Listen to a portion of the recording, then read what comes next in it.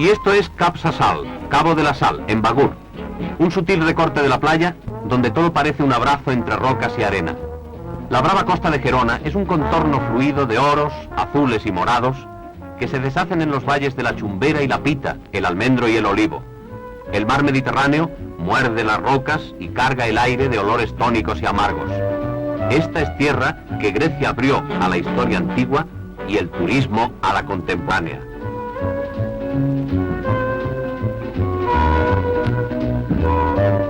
El hombre ha añadido el verdiazul de las piscinas a esta geología de 1000 colores y ha mezclado el lujo con la historia natural.